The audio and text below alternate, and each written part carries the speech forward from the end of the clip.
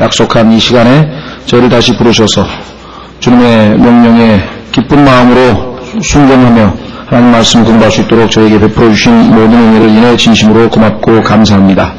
주께서 저에게 명하신 대로 참으로 저희가 하나님 앞에 부끄럼 나가지 아니하는 일꾼으로 인정받도록 이 시간에 진리의 말씀을 올바로 나누어 공부할 때 주님 위로부터 지혜와 명철을 주시고 저희로 약속하신 대로 모든 진리 가운데로 인도하심으로 저희가 그 진리의 말씀을 잘 받아들이고 깨닫고 그 깨달은 말씀에 합당하게 순종할 수 있도록 도와주시기를 이 시간에 간절히 바라옵고 원합니다.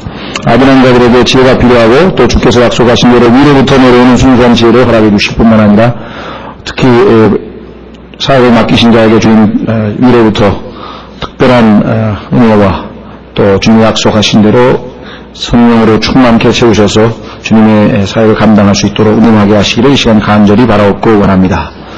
주님 바라옵고 원하오니 참적지 못한 모든 지체들도 늘 주님과 주님의 말씀과 주님의 형제자매들이 모이는 그 모임을 늘 사랑할 수 있도록 그들의 마음도 붙들어 주시기를 이 시간 간절히 바라옵고 원합니다. 이 시간을 통해서 아버지께 기쁨과 영광을 드리고 우리 모두에게는 큰 축복과 이익이 되도록 함께해 주시기를 주님 앞에 간절히 바라옵고 모든 말씀을 우리 주 예수 그리스도 이름으로 기도하옵나이다. 아멘. 예, 저희는 지금 로마서 9장에서 11장까지 로마서 1장으로부터 8장까지는 우리가 구원에 관한 아주 총체적인 교리를 체계적으로 공부를 했었고요.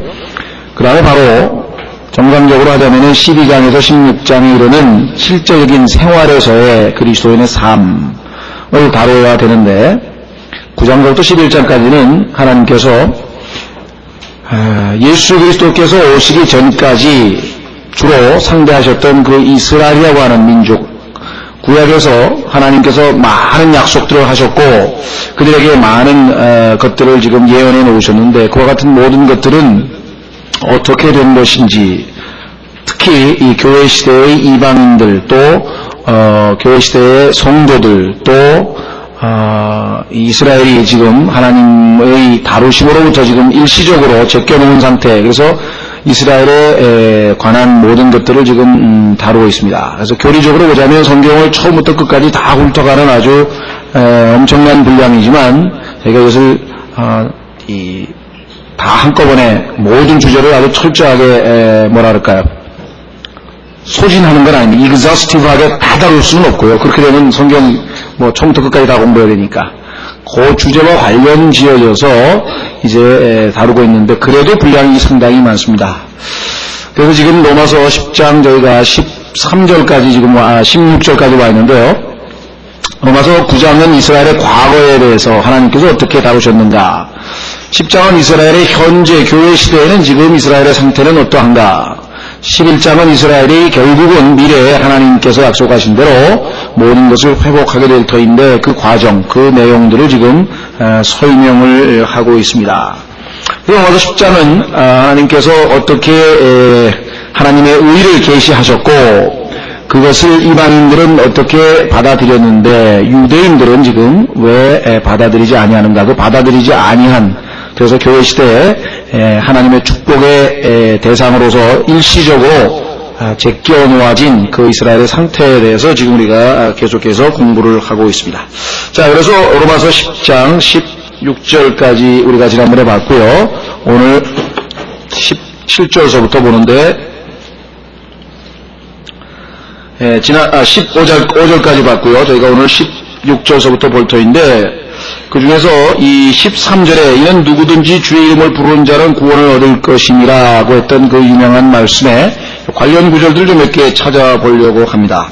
실제적으로 주의 이름을 부르는 것이 성경에 어떤 방식으로 나온가, 물론 구약에 보면은 제일 처음에 주의 이름을 부르는 것은 창세기 4장에 나오죠. 그렇죠?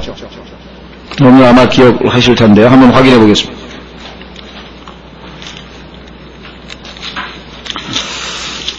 창세기 4장의 26절을 놓고는 해석이 긍정적으로 받아들이는 사람하고 부정적으로 받아들이는 사람 두 가지로 양분이 되어 있습니다. 자, 여러분 잘 아시는 것처럼 가인이 이제 떠나가고 하나님께서 아벨 대신에 다른 씨를 정해주셨다 하면서 26절에 셋이라고 하는 그 다른 씨를 이제 이렇게 주셨는데 셋에게도 아들이 태어나매 셋이 그 이름을 에노스라 하였으며 그때 사람들이 주의 이름을 부르기 시작하였더라. 자, 그래서 이것을 이제 긍정적으로 볼 거냐? 그러니까 이때 비로소 사람들이 이제 참 하나님이 누구이신 줄 알고 가인과 아벨을 대하시는 하나님을 통해서 참 하나님을 이제 부르기 시작했다. 그래서 지금 로마서 10장에서 얘기하는 것처럼 주의 이름을 부르는 자는 구원을 얻으리라고 하는 그 말씀하고 같은 말씀이다. 이렇게 보는 분들이 많고요. 또 반면에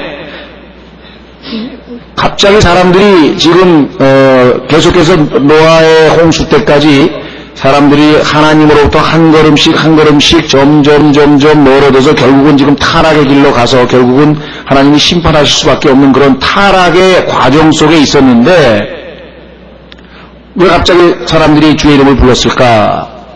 그래서 이것을 망령 때의 하나님의 이름을 부른 것이 아니냐 이렇게 해서 부정적으로 해석하시는 분들도 있습니다. 근데 저는 두 가지 견해 중에서 이 로마서를 보면서 첫 번째 긍정적으로 해석하는 것이 옳지 않은가 이렇게 지금 생각을 하면 개인적으로는 왜냐 성경에는 이 첫 번째 언급의 법칙이라는 게 있어서 첫 번째 나오는 중요한 교리적인 그러한 어휘나 표현이나 교리가 그 향후에 나오는 모든 성경 구절들의 이 해석의 원칙을 제공하는 경우가 참 많거든요. 그런데 처음에 주의 이름을 부르는 이야기가 나왔는데 이것이 만약에 주의 이름을 망령되이 헛되이 부르는 것이라고 해석을 해버린다면 성경에서 주의 이름을 부르는 많은 그리고 긍정적으로 부르는 게 훨씬 더 많이 나오는데 그와 같은 것을 해석할 길이 없다라고 하는 생각이 좀 들고요.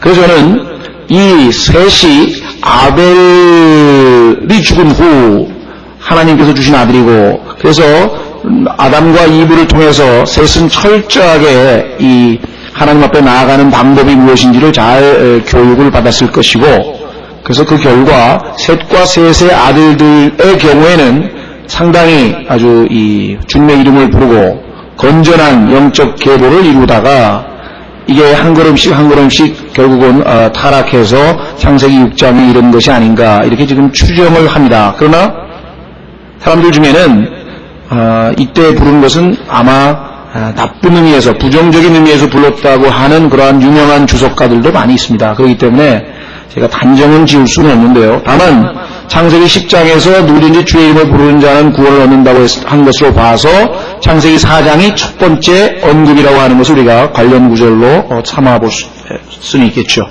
자, 누가복음으로 가시면 실제적으로 주의 이름을 부르는 사람이 나오는데 어쩌면 최초의 신약 성도라고도 볼 수 있죠. 예수 그리스도께서 바로 이 강도에게 구원을 약속하신 다음에 죽으셨기 때문에 실제적으로 예수 그리스도의 참 죽으신 이후에 받을 그러한 신약적인 의미에서의 성도라고 볼 수도 있습니다. 누가복음 23장 42절입니다. 누가복음 23장 42절.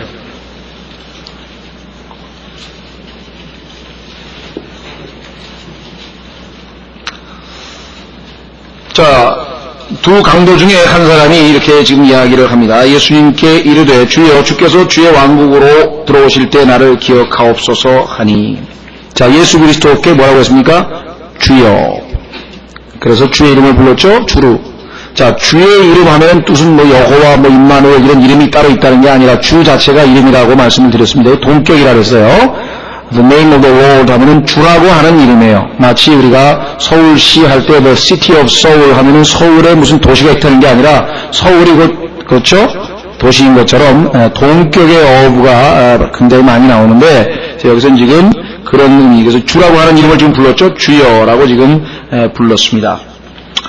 참고로 꼭 기억을 해주십시오. 이 누가복음 23장 42절은 킹잼 성경을 믿는 그리스도인이라면 반드시 기억을 하고 있어야 될 성경 구절인데 왜냐하면 초기 교회 시대에 이단들 중에는 예수 그리스도의 신성을 우리는 로마서 1장에서 예수 그리스도의 신성에 대해서 지금 많이 공부를 했고 로마서 9장에서도 공부를 했고 많이 지금 등장을 했는데 초기 시대에 예수 그리스도의 신성을 받아들이지 아니하고 예수 그리스도께서 한 선지자로 오셨으나 그래서 침례를 받을 때 하늘에서 성령이 임하면서 신성을 하나님으로부터 부여받았다가 그의 사역이 실패로 돌아가서 십자가에서 죽는 순간에 예수 그리스도는 신성을 상실했다.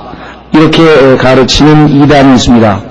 그런데 도세티스트라고 하는데요. 그 도세티스트들에 의해서 또는 그 주장을 받아들이는 사람들 아마 여호와의 증인과도 무관하지 않겠습니다만은 완전히 똑같은 건 아니고요. 그러나 하여간 예수 그리스도의 신성을 받아들이지 아니하는 사람들에 의해서 이 성경 구절이 변개가 되었습니다. 자 보십시오. 예수님은 인간의 이름입니다.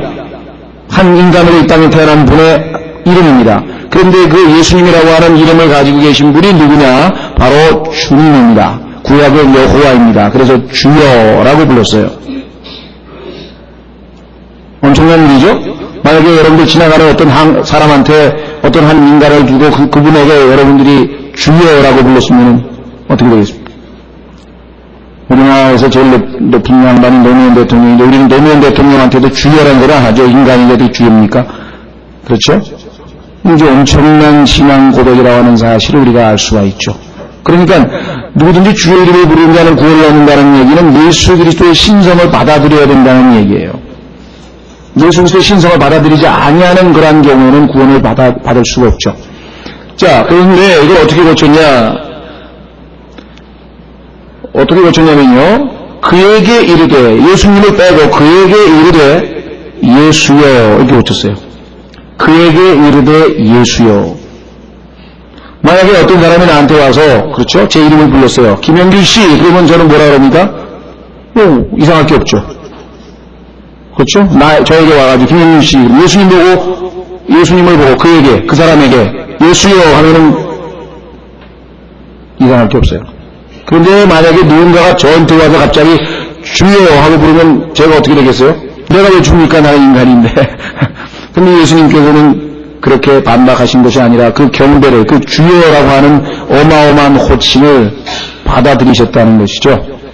그래서 이 성경 구절도 아주 교묘하게 하나님의 예수 그리스도의 신성을 뜯어 고친 그런 유명한 구절이기 때문에 잘 기억을 하시고요. 자, 그 다음에 사도행전으로 가시면 역시 바울이 사울 시절에 예수님을 만났을 때 주님께 예수님을 보고 주여라고 하는 장면이 나옵니다. 사도행전 9장 5절.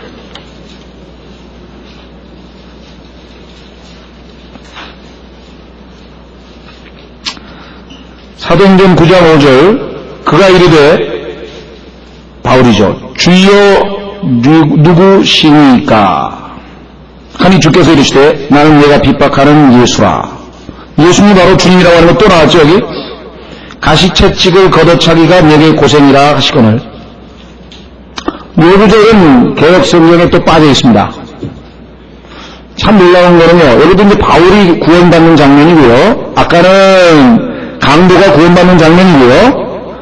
그 다음에 사도행전 16장 31절로 가면은 유명한 빌립보 간수, 그렇죠? 주 예수 그리스도를 믿으라 그리하면 너와 내 집이 구원을 얻으리라 했을 때 역시 구원받는 장면이죠. 그런데 거기에서 주 예수여, 주 예수를 믿으라 그리스도라는 말을 또 빼버렸죠. 그렇죠? 예. 그 다음에 사도행전 8장 37절에 이디오피아 내시가 구원받는데도 거기 또 신앙 고백을 빼버렸죠. 그러니까요, 신약 성경에서 죄인들이 구원을 받고 예수 그리스도에게로 되돌아오는 회심하는 그러한 장면을 이상하리만치 마귀가 다 성경을 손대서 변개시켰다고 하는 것이에요. 정율이 느껴지지 않습니까? 왜 하필이면 그런 구원받는 구절들마다 가만 안 놔두고 전부 다 마귀가 무엇을 싫어하고 무엇을 아주 거부하는지를 우리가 이 성경 변개 상황에서도 우리가 파악을 할 수가 있는 내용입니다. 자, 그래서 여기도 역시 주여 누구시니까 하니 누구를 보고 예수님을 보고 이와 같이 자연스럽게 주님의 이름을 부르게 됩니다. 자, 그래서 우리는 지난번 로마서로 돌아오셔서 한번 정리를 해보겠습니다. 자, 누구든지 마음으로 믿으면 당연히 입으로 고백하게 된다고 했습니다. 마음으로 믿는 것 따로 입으로 고백하는 것 따로가 있을 수 없죠. 두 가지가 다 갖추어질 때 그것은 바로 구원의 확실한 증거라고 했습니다. 만약 어떤 사람이 믿지는 않았는데 입으로만 고백한다. 그걸 우리가 professing Christian이라는 말 많이 쓰거든요. 실제로는 마음으로 안 믿었는데 자기가 믿는다고 그렇게 얘기하는 사람들, professing Christian이라고 얘기를 많이 하는데 그야말로 그 사람들은 스스로를 속이는 자죠. 그래서 고린도후서에 보면은 정말 네가 확실한 믿음에 있는지 한번 점검해보라고 그렇게 우리에게 권면을 합니다. 자, 한번 확인해 보겠습니다. 의외로 professing 크리스천들이 많아요. 그리고 그 사람들은 두 가지입니다. 미혹이 됐거나 미혹된 경우는 어떤 경우냐면요. 마음에 와닿지도 않았는데 빨리 영접기도 하자 그래가지고 따라했어요. 그래서 자기가 믿는 걸로 구원받은 걸로 착각하고 사는 사람들이 있다고요.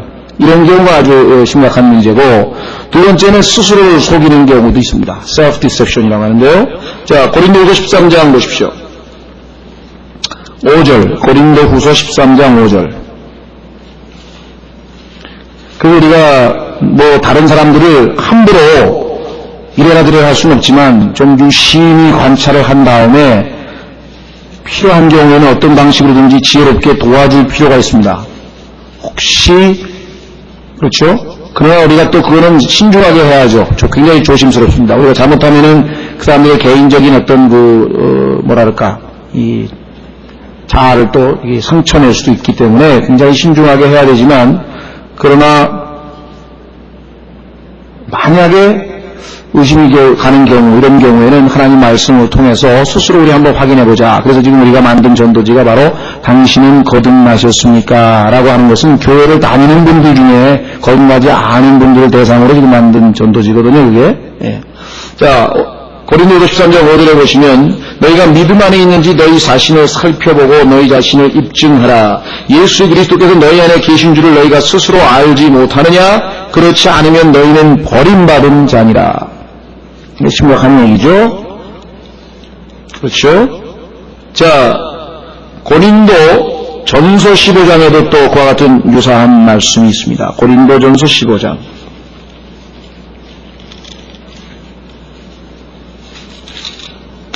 고린도전서 15장 1절서부터 그 유명한 복음과 관련된 구절에서 이와 같이 말씀을 합니다.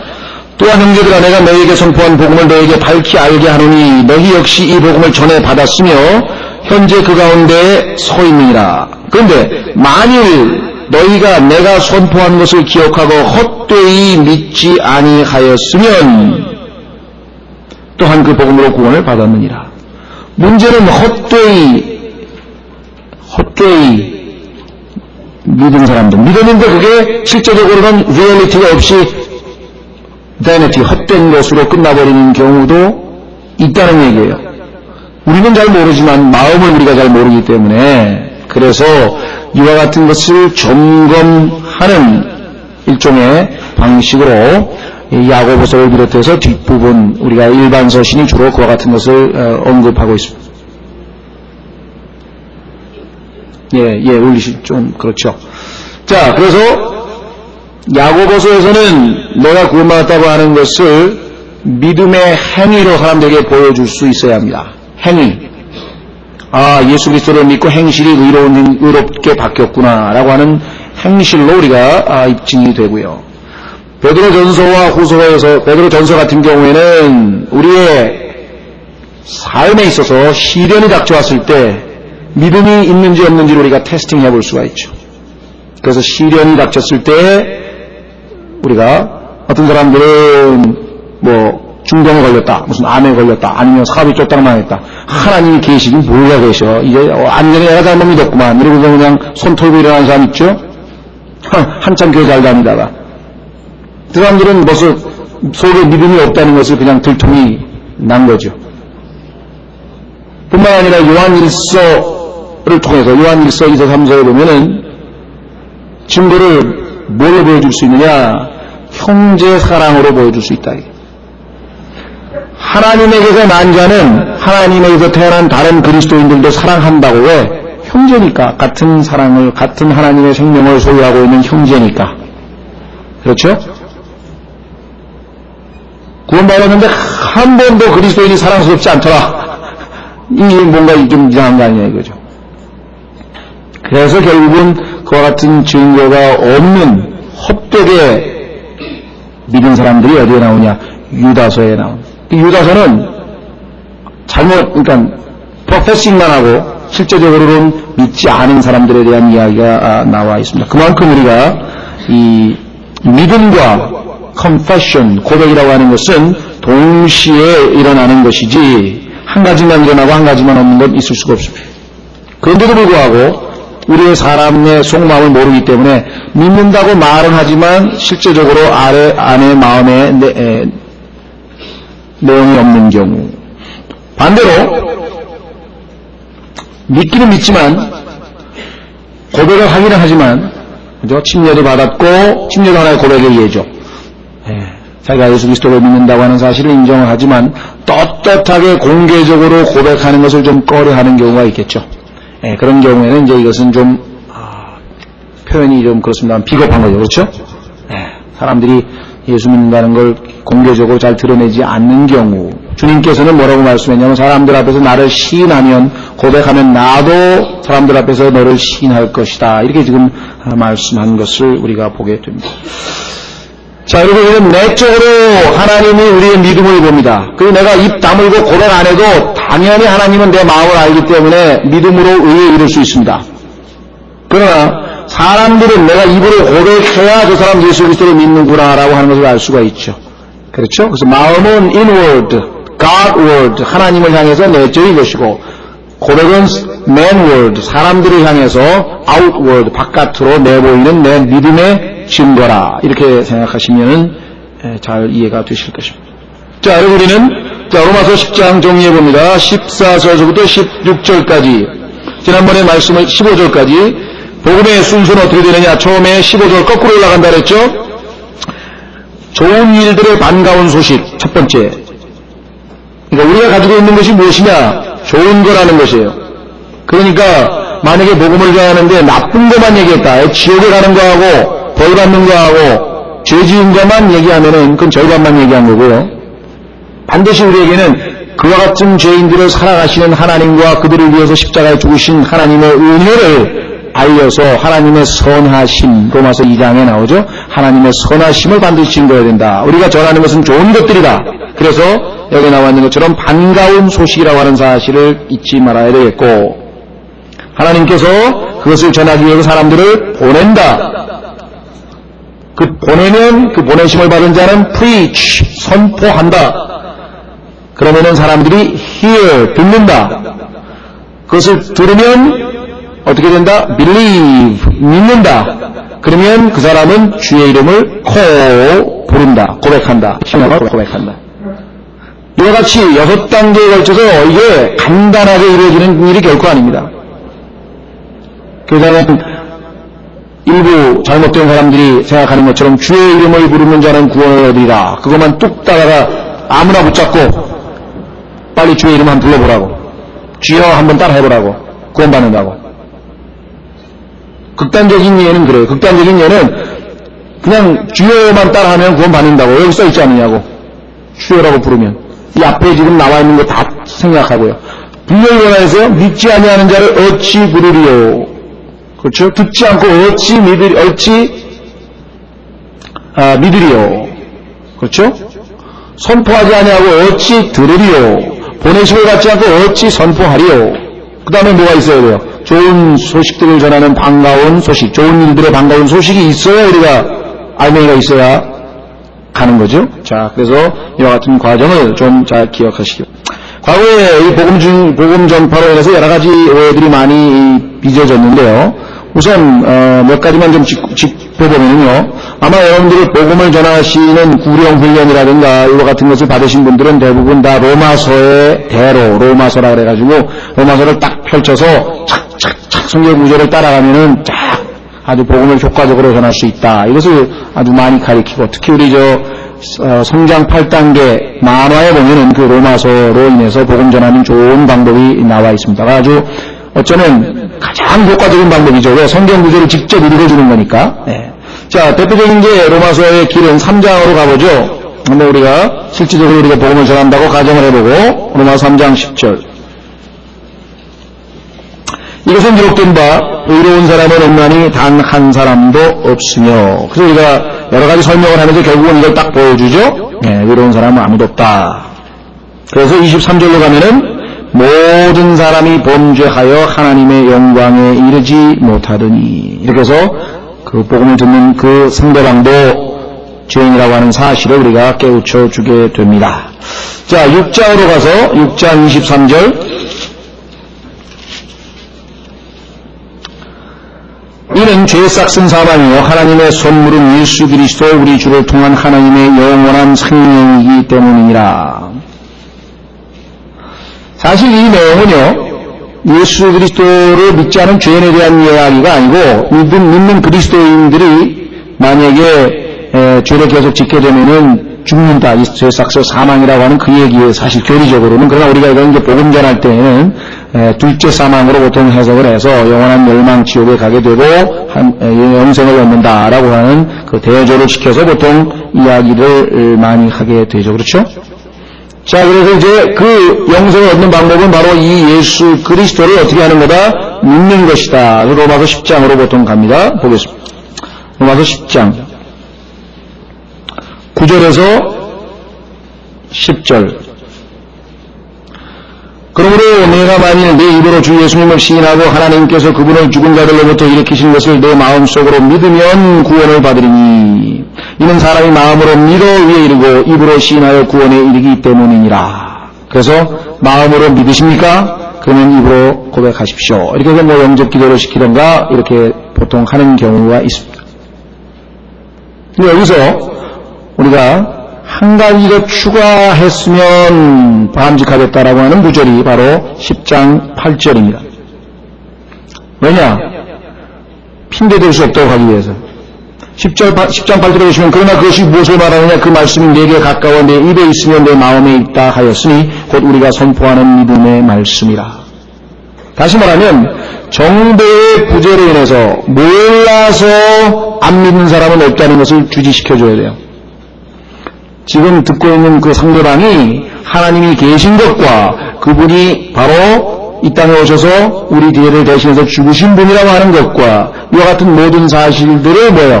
알고 있으면서 지금 안 받아들이고 있다라고 하는 사실을 주지시켜줘야 돼요. 로마서 1장에서 우리는 봤죠? 분명히 뭐예요? 하나님을 알되 감사치도 아니하고 하나님께 영광도 영화롭게 하지도 아니하였다고 성경에 이야기를 했죠.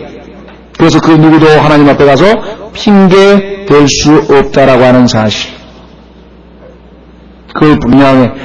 이제 만약에 당신께서 예수 그리스도를 거부하고 믿지 않으면 그것은 당신 책임입니다. 몰라서 안 믿는 것이 아니고 알지만 싫기 때문에 하나님보다 더 쾌락을 사랑하고 자아를 사랑하기 때문에 자기 의의를 하나님의 의의보다 더 높이 평가하기 때문에 어쨌든 간에 몰라서 안 믿으시는 것은 아니라고 하는 사실을 우리가 정확하게 전달해 줄 필요가 있다.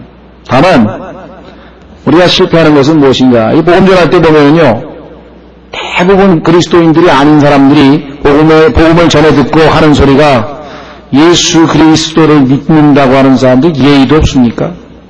도대체 말이야, 안 듣겠다는데 그건 무슨 짓이야? 막 흥분한다고요. 이건 그 사람들 탓할 게 없어요. 이건 우리가 잘못한 거예요. 우리가 잘못한. 복음의 내용 때문에가 아니라 만약에 우리의 태도나 우리의 불순한 행동이라든가 우리의 우격다짐이라든가 이와 같은 것으로 인해서 만약에 복음의 문이 막혔다면 이건 책임 우리에게 있는 것이지. 그렇죠? 과거 어떤 사람이 그러는 거예요. 복음을 전하러 가는데 할아버지 할머니들 파고다 공원에 간 모양이에요. 파고다 공원에서 할아버지 할머니에게 열심히 복음을 전했는데 할아버지 할머니들이 안 받아들였어요. 그러니까 맨 마지막에 할아버지 그러면요, 제가 또 기회 되실 때 한번 다시 지금 이제 바쁘시니까 잘 안 들어주는 것 같은데 또 한번 기회 있으면 올게요 하면서 만화책 한번 한번 읽어보십시오 하고 이렇게 딱 물러났으면 좋은데 자기 딴에는 뭐 자격을 줘야 된다고 생각했는지 모르지만 헤어지면서 할아버지 지정해라쇼. 그리고 와가지고 잘했다고 지금 막. 뭔 생각 어떠세요? 잘한 겁니까? 우리가 공개적으로 프리칭할 때, 이렇게 불특정 다수를 놓고 공개적으로 프리칭할 때는 강력하게 죄에 대해서 십자가에 대해서 그렇게 얼마든지 외칠 수 있습니다.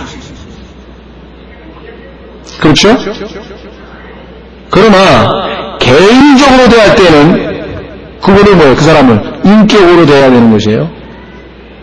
근데 그걸 구분 못해가지고 공개적으로 외치는 그런 식으로 거기다 대고 만약에 했다. 상대방이 듣기 싫다 그러면 양해를 구하고 좀 시간 좀 바빠서 못하겠다 그러면 나중에 한번 그렇게 해가지고 해야죠. 지금 안 믿으면 그 지옥 갑니다. 그냥 확 붙들어가지고선 막 듣기 싫은 사람을 막 강제로 했다. 조심해야 된다. 공개석상에서 프리칭할 때는 우리가 얼마든지 강력하게 할 수 있고 성경대로 외칠 수 있지만 개인 인간관계에 있어서는 우리가 상당히 조심해야 된다고 하는 사실을 좀 잘 기억을 하시기를 바랍니다. 미국에서도 그런 게 있거든요. 그냥 불특정 다수를 대상으로 해가지고 외친다고요. 이 술주정뱅이들아, 이 거짓말쟁이들아, 이 더러운 여자들아 하면서 막 소리 외치고 말한다고. 그러면 누구 보고 하는 거예요? 누구 보고 지금? 그냥 거기 있는 사람들 다 싸잡아가지고 그냥 하는 건가요? 그 중에 만약에 술 안 먹는 사람이 있으면 어떡해?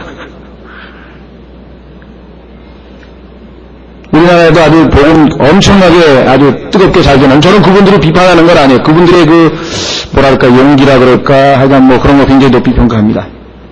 방법에는 제가 동의를 못해도 하여간 그들 보면 하여간 지하철에서도 무릎 딱 꿇고, 지하철 안에서 무릎 꿇고 복음 전합니다. 아주 호소하듯이, 정말 담대하고 있어요. 어느 정도까지 담대하냐?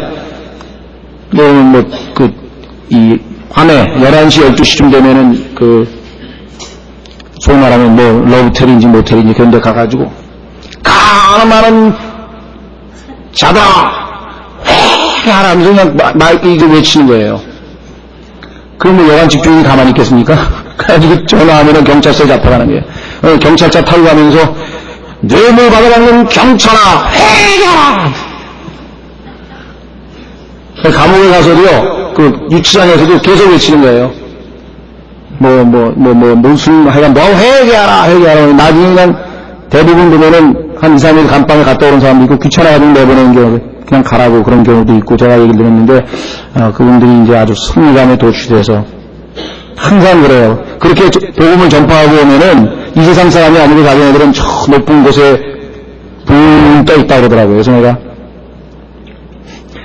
함부로 판단은 제가 못하고요. 담대하고 용기 있는 건 좋은데,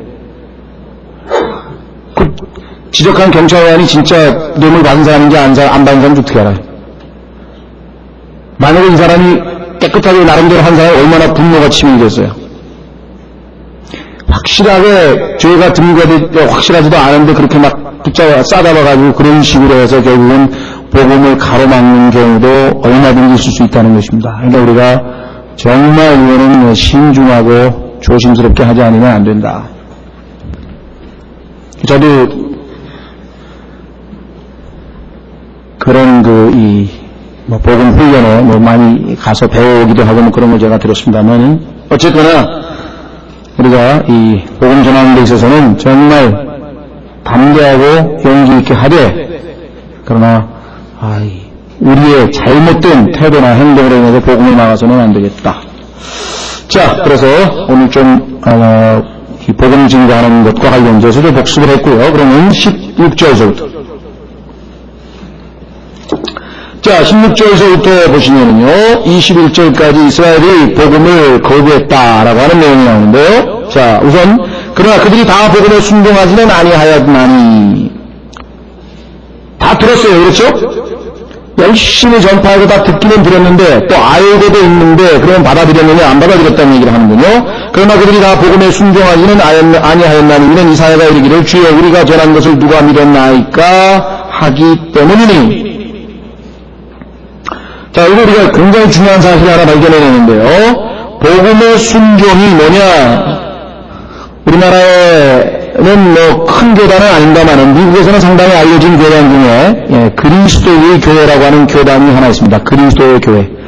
그리스도의 교회라고 하는 교단은 밀침례를 받아야 구원을 받는다고 하는데 그 교리적인 근거는 사도행전 2장에서 끄집어냈어요.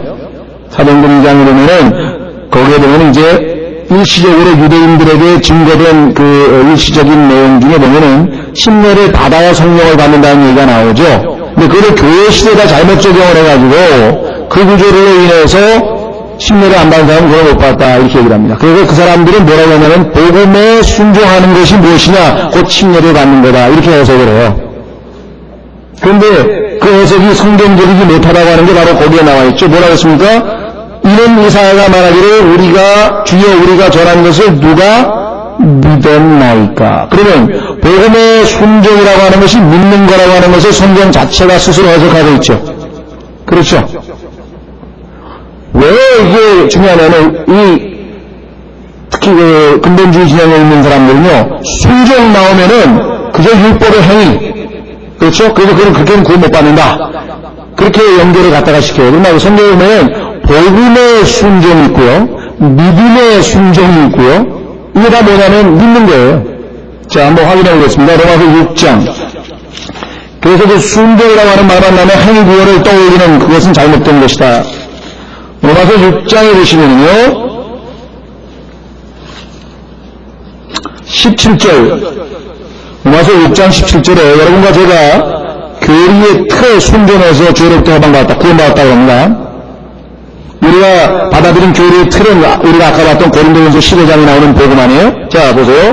그러나 하나님께 감사하리로다 너희가 죄의 종이었으나 너희에게 전하여 준 교리의 틀을 마음으로부터 순종하여 죄로부터 해방되고 의의 종이 되었느니라. 그러니까 여러분과 저는 어떻게 했습니까? 교리의 틀, 이게 복음, 예수 그리스도께서 우리의 죄 때문에 죽으시고 장사되셨다가 사흘 만에 부활하셨는데 그것이 바로 우리의 대속 제물이었다. 예수님이 그 사실을 내가 믿음으로 받아들이 마음으로 믿으면 그게 바로 뭐예요? 마음으로 순종한 것이라고 성경에서 해석하고 있죠. 자, 그 다음에 한 구절 더 보겠습니다. 로마서 16장 26절. 로마서 16장 26절.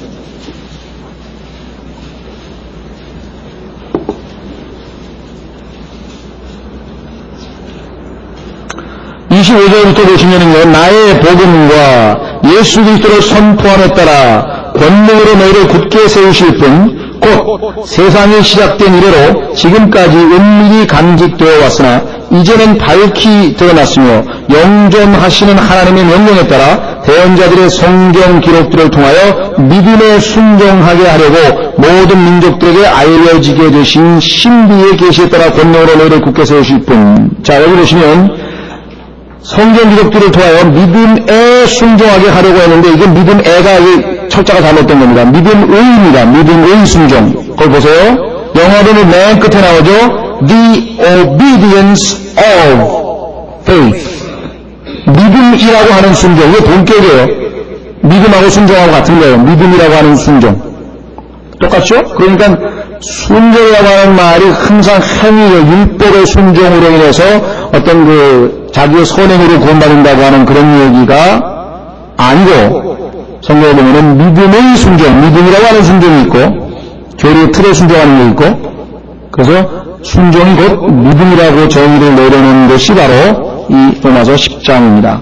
다만 율법을 지킴으로 율법에 의해서 구원받으려고 하는 것, 그건 잘못된 것이라고 하는 것을 우리는 여러 번에 걸쳐서 말씀을 드린다 했습니다. 자, 그럼 다시 로마서 10장으로 오셔서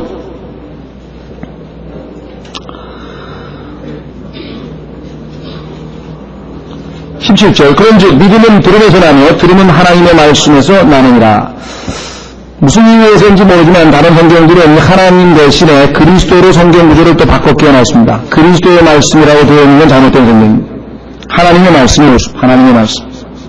어쩌면 하나님의 말씀 따로 그리스도의 말씀 따로 이렇게 구분하려고 짓는지도 모르겠어요.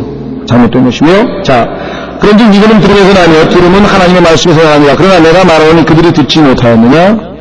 역설적으로 우리는 듣기만 하면 다 믿음이 오는 줄 알고 있는데 그것은 아니고 듣는 사람이 어떻게 반응하냐에 따라서 믿음이 올 수도 있고 안 올 수도 있죠.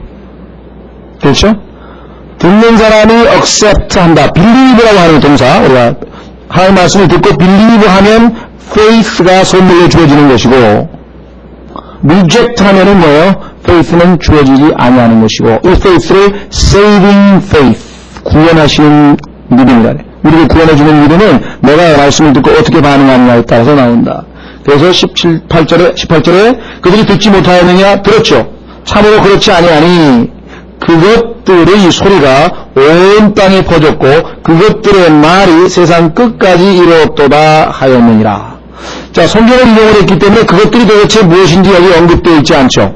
시편 19편으로 들어가서 인용한 그 구절을 읽어보니까 그것들은 바로 무엇인가? Day and night, 낮과 밤이에요. 낮과 밤. 다시 말해서 하나님께서 창조한 이 창조 세계가 우리가 하여금 보이지 아니하는 하나님의 말씀을 증거하고 있다는 것이에요.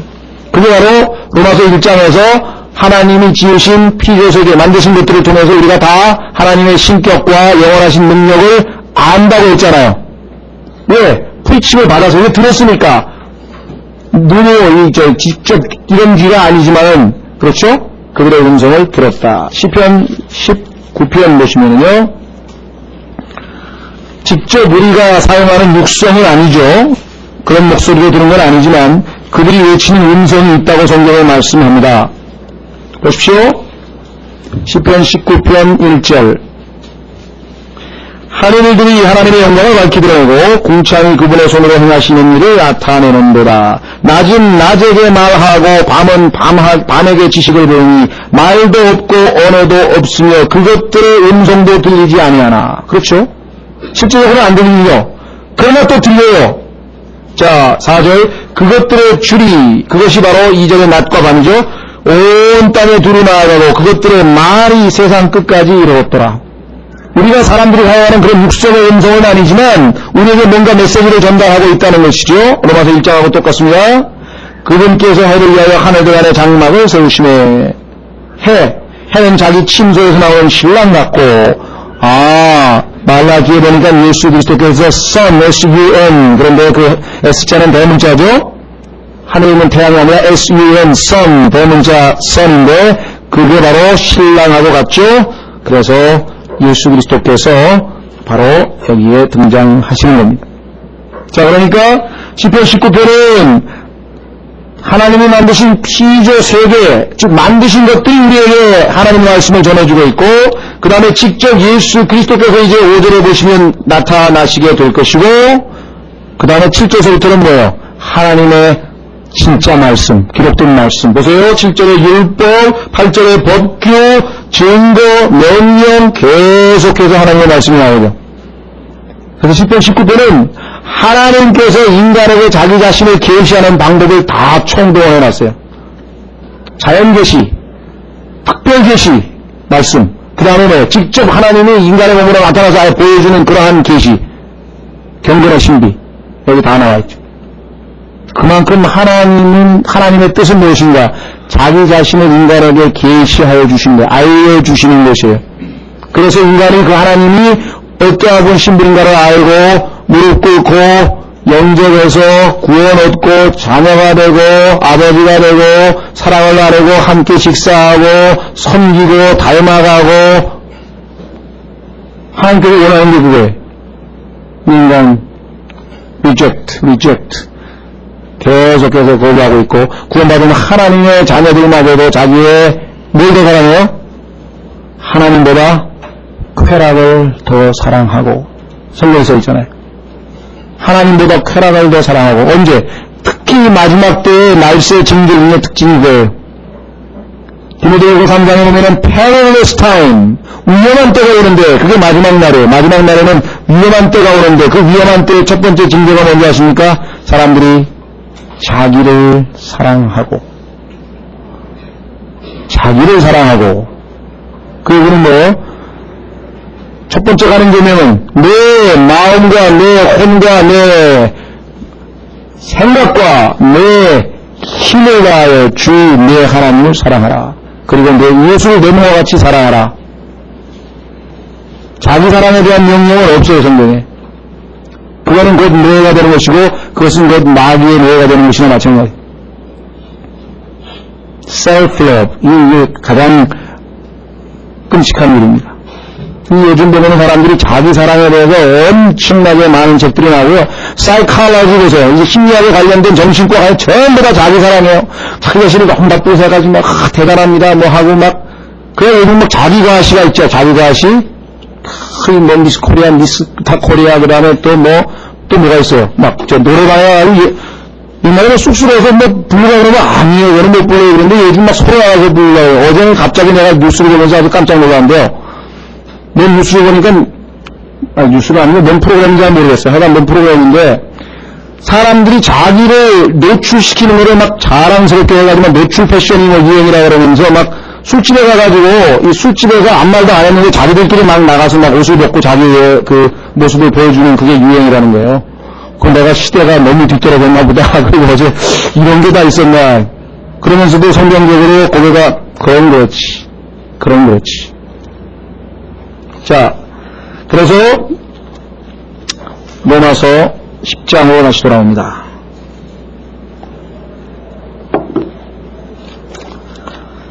(18절) 그것들의 소리가 온 땅에 퍼졌고 그것들의 말이 세상 끝까지 이르렀도다 하였느니라. 그러나 내가 말하는 이스라엘이 알지 못하였느냐? 다 알아요. 먼저 모세는 이르기를 내가 백성이 아닌 자들을 시켜 너희의 질투를 일으키며 어리석은 민족을 시켜 너희의 분노를 자아내게 하리라 하였으나 이사야는 너 담대하여 이르기를 나를 찾지 아니하던 자들이 나를 발견하였나니 내게 묻지 아니하던 자들에게 내가 나타나노라 하였으되 오직 이스라엘에 대하여는 이르기를 내가 종일토록 손을 내밀어 불순종하고 거역하는 백성을 향하게 하였노라 하였느니라. 자, 그렇다면은 하나님의 말씀을 율법을 통해서도 들었고 하늘에서 들려오는 음성으로도 들었고 또 자연 계시를 통해서도 알고 있고 그렇죠. 모든 것을 다 알고 있습니다. 유대인들. 이방인들은 그러면 모르느냐? 이방인들도 아까 말씀드린 것처럼 낮과 밤을 통해서 하나님께서 말씀하셨다. 자, 창조주 하나님이 계시는 것 다 압니다. 이방인들도 그렇죠? 네. 그래서 비가 안 오면 어떻게 합니까? 기후제를 드리고요. 심지어는 자기 부인이 아픈데 아무리 고쳐도 안 되니까 만든 사람한테 가서 AS나 받아보자 그러고 교회 가는 사람도 있다고. 얼마나 똑똑해요. 그렇죠? 창조주 계신 거 다 안다 이 말이에요. 아는데. 자, 뿐만 아니라 아까 하나님께서 태양이죠? 예. 그 태양을 통해서 우리가 알 수 있는 것. 자, 뭐 태양의 속성이 열과, 그렇죠? 열이 있고, 빛이 있고, 그 다음에 화학성이 있어서 삼위일체와 유사하다는 것, 이건 뭐, 일장에서도, 우리 로마서 일장에서도 공부를 많이 했기 때문에 그건 놔두고요. 태양을 통해서 하나님께서 우리에게 보여주시는 것은 무엇입니까? 어떻게 됩니까? 태양하고 지구는 반대 방향으로 돌죠? 반대 방향. 자, 태양이 그 밤에 빨갛게 노을이 지면서, 이제, 해가 질 때, 예수 그리스도의 죽으심을 예표하고 아침에 떠오를 때 예수 그리스도의 부활을 예표하고 그렇죠? 그 다음에 해가 떠오를 때 매일 떠오르는 건 예수님의 부활이지만 맨 마지막으로 떠오르는 것 예수 그리스도의 재림을 예표하고 있고 그 다음에 태양이 지면 안 보이면 그 다음에 대신하는 게 뭐가 있습니까? 달이 있습니다. 예수 그리스도께서 하늘에 승천하셔서 지금 이 땅에 안 계시기 때문에 달, 즉 예수 그리스도의 몸된 교회를 이 땅에 두셔서 비록 힘이 하나마 태양으로부터 빛을 공급받아서 반사하고 있다는 사실도 알고 있고 또 달은 처음에 어떻게 됩니까? 초생달 점점 차오르고요. 점점 차오르죠. 그 다음에 보름달, 그 다음에 점점 사그라들어서 나중에 금음달. 교회도 처음에 작게 시작했다가 크게 붕해서 빌라델비아 교회를 지나서 지금 라오디게아 교회 시대로 완전히 지금 배교회 시대로 접어들고 있다는 사실도 우리가 알 수 있고. 전혀 성경을 모르는 이교도들, 아프리카의 이교도들 어떻습니까? 그 사람들은 뭘 숭배합니까? 태양을 숭배합니다. 그리고 열심히 있어요. 또 누구 달도 숭배하죠. 그렇죠? 발 숭배할 뿐만 아니라 그들이 섬기는 하늘의 여왕은 대부분이 보면은 그죠? 처녀가 아이를 낳아서 자식을 낳게 되고 이런 걸 이방 종교의 내용이 성경에 나와 있는 내용하고 똑같다고 어떻게 알았어요? 몰라서 안 믿는 것이 아니죠. 말씀한 것처럼 하나님께서는 다 증거하셨다고 하는 사실을 여러 방면에서 우리가 확인을 해볼 수가 있다. 자, 그래서 유대인들이 얼마만큼 많은 말씀을 들었는가 예수님하고 논쟁하는 것을 보면은 여러분들이 아마 잘 아실 수 있을 것입니다.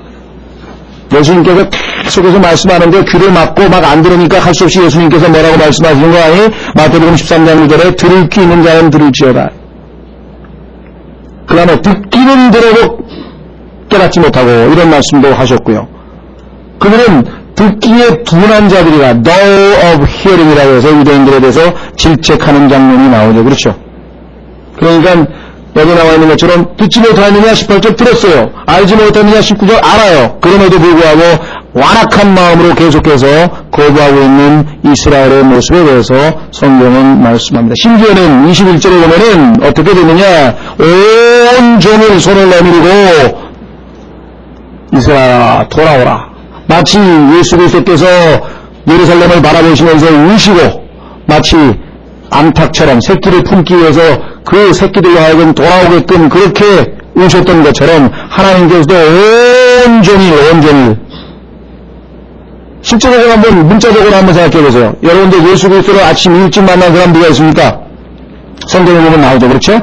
예, 아침 일찌감치 예수님을 만나가지고 이 고기 굽는 것 예수님께 이 물고기 잡아다 잡수시겠던 요한복음 21장 장면도 나올 것이고요. 낮에 또 이 사마리아 여인은 낮에 물길다가 난 12시에 예수님을 만났고요. 무대 되면은 나는 음식 때문에 또 밤에 찾아오고요.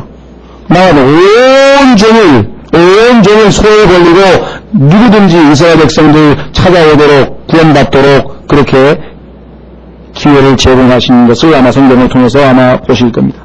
그러나 이스라엘 백성들은 계속해서 예수님을 보고 너는 마귀의 자식이 아니냐고 했다가 우리가 온갖 비난을 했던 것을 우리가 성경을 통해서 확인할 수가 있죠.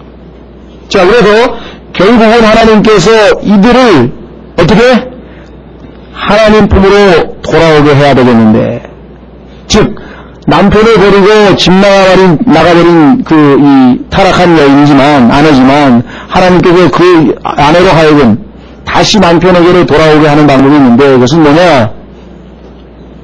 모르겠어요. 그런 경험들이 있는지. 그렇죠? 이 남자 여자 사귈 때도 보면 마음이 딴 데 자꾸만 가 있으면은 이렇게 질투를 유발시키는 거 아니에요? 그렇죠? 누구 오빠 보니까 정말 멋있더라. 그러면 이제 왜 누구야 누구 이래가지고 이제 막 흥분해가지고 질투요법이라는 거 있잖아요. 그렇죠? 하나님께서 사용하시는 바로 소위 말하는 질투요법을 사용해가지고 하나님의 백성이 아닌 자들, 심지어는 foolish nation, 어리석은 민족, 이방인들을 하나님께서 사랑하시고 축복하시고 도우시고 막 이스라엘 백성들이 그러니까 막 너무너무 질투가 나게끔 만드셨다고 성경에 이야기를 합니다. 누가복음 4장 여러분들 한번 보시면은요, 이방인들을 하나님께서 다스리시는 것을 보고 유대인들이 질투하는 장면이 한번 나옵니다. 한번 확인해 보겠습니다. 누가복음 4장 24절.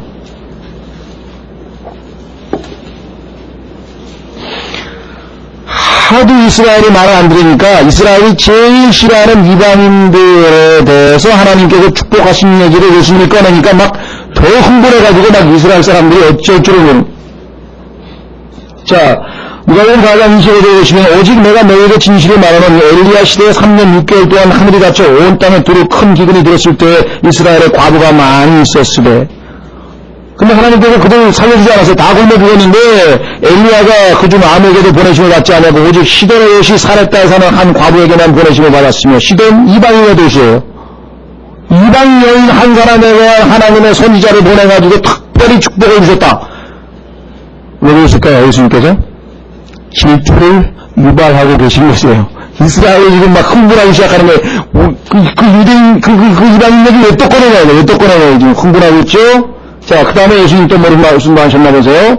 27절 또 대언자 엘리사 때 이스라엘에 나병 환자가 많이 있었을 때 그중 아무도 깨끗하게 되지 못하고 오직 시리아 사람 나만만 깨끗하게 되느니라 하니.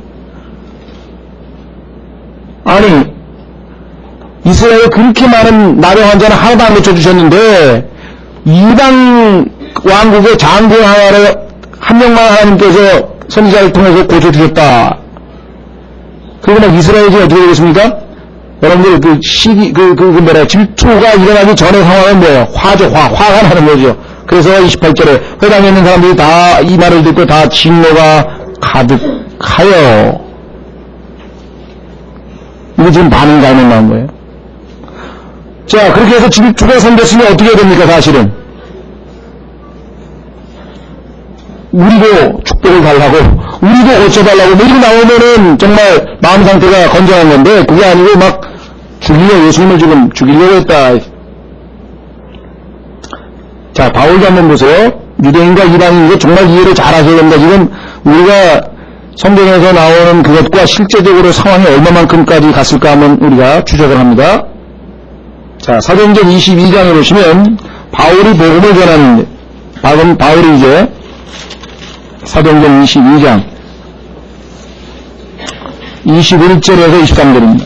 사도행전 22장 21절에서 23절.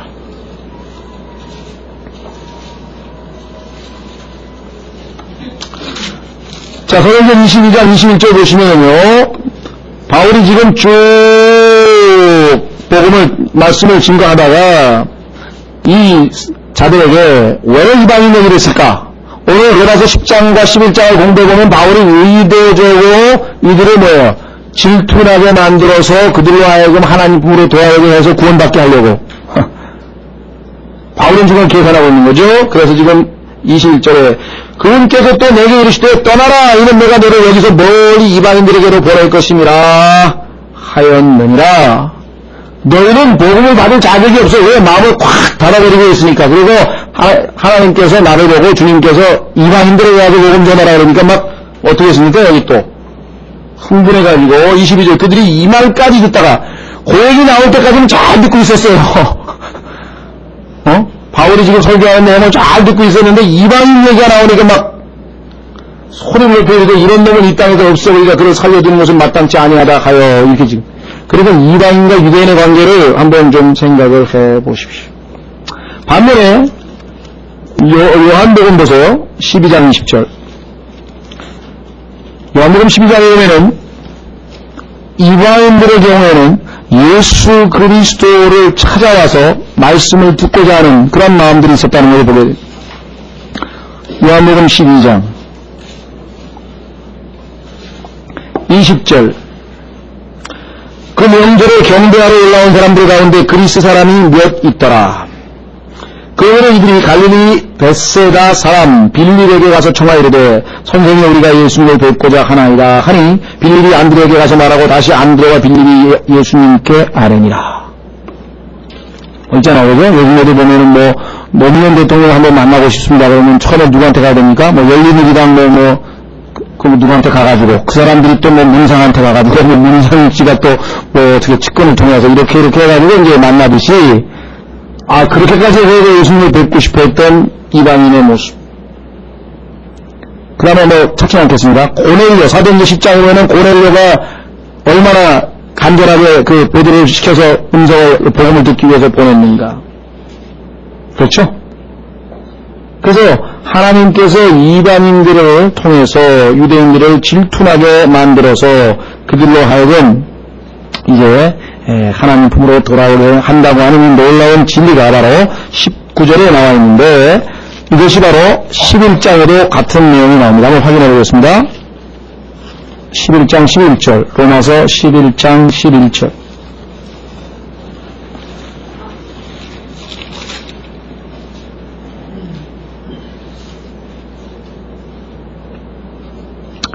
로마서 11장 11절 그러므로 내가 말하노니 그들이 실족함으로 넘어지게 되었느냐 결코 그럴 수 없느니라.